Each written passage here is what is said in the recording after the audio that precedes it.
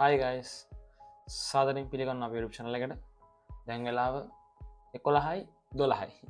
දැන් ටික කලින් තමයි World Cup පළවෙනි දශම මැච් ටික ඉවරුනේ. ඉතින් මම අද කියන්න ආවේ සාරාංශයක් විදියට අද මොකද උනේ. අද මැච් තුනක් තිබ්බා. පළමු තරඟයේ නෙදර්ලන්තය පාකිස්තානය අතර, දෙවන තරඟයේ ස්කොට්ලන්තය සහ බටහිර ඉන්දිය කොදිය කණ්ඩායම අතර සහ අවසාන තරඟයේ ඉන්දියාව සහ USA වල අතර පැවතුණා.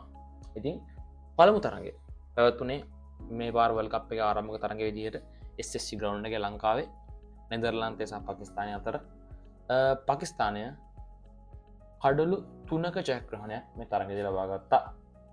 ප්‍රථමයෙන් පන්දුවර පහර දුන්නේ නෙදර්ලන්ත කණ්ඩායම. නෙදර්ලන්ත කණ්ඩායම පන්දු වාර 20 අවසානයේ ලකුණු 144 සියලු දෙනා දැවී ගියා. පාකිස්තාන කණ්ඩායම පන්දු වාර 19යි පන්දු 3කින් ලකුණු 148ක් ලබා ගනිමින් කඩලු 7ක් දැවිලා එම ජයග්‍රහ ඉලක්කය පසු කරගෙන ගියා. තරගයේ වීරයා බවට පත් වුණේ ෆහීම් අෂ්රෆ්. ඔහු පන්දු 11ක් තුල නොදැවී ලකුණු 29ක් ලබා ගත්තා. දෙවන තරගය ස්කොට්ලන්තය සහ බටහිර ඉන්දිය කොදිය කණ්ඩායම් අතර පැවතුනේ ඊඩන් ගාඩන්ස් ක්‍රීඩා පිටියේදී. ප්‍රථමයෙන් පන්දුවර පහර දුන්න කොදිය කණ්ඩායම ලකුණු 182ක් කඩලු 5ක් දැවී පන්දුවර ස්ථිරදී ලබා ගන්නවා. ෂෙම්රන් හෙට්මයා ලකුණු 64ක් පන්දු 36ක් තුලදී ලබා ගත්තා. ලකුණු 183ක ජයග්‍රහයි ඉලක්කයක් හමා යාමට පිටියට ආපු ස්කොට්ලන්තයට අවසානයේ පන්දු වාර 18යි පන්දු 5ක් තුල සියලු දෙනා දැවි රැස් කරගන්න පුළුවන් වුණේ ලකුණු 147ක් විතරයි. එතෙන් සුවිශේෂී දෙයක් සිද්ධ වුණා. රොමාරියෝ ෂෙපර්ඩ් කඩලු ත්‍රිත්වයක් සහ ලබා ගනිමින් ඔහු කඩලු 5 අවස්ථාවක් ලබා ගන්නවා පළමු දිනේම. මේ කඳ දවසේ වෙච්ච සුවිශේෂම සිද්ධිය තමයි මේ කඩලු ත්‍රිත්වය ෂෙපර්ඩ්ගේ.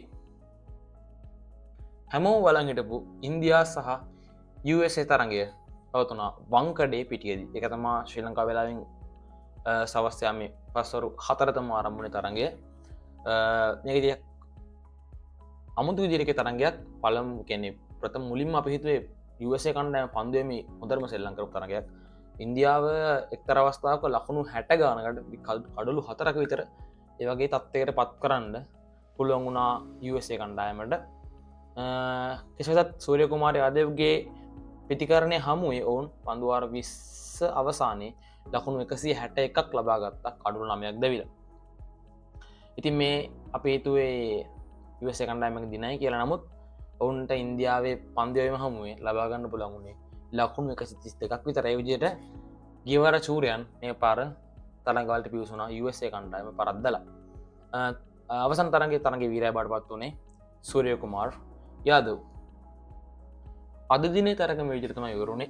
හෙට දවසේ ඒ කියන්නේ ලෝක සං දෙවන දවසේ පළමු තරඟය ඇෆ්ගනිස්තානය සහ නවසීලන්තය අතර ශ්‍රී ලංකා වේලාවෙන් උදෑසන 11ට ආරම්භ වීමට නියමිතයි.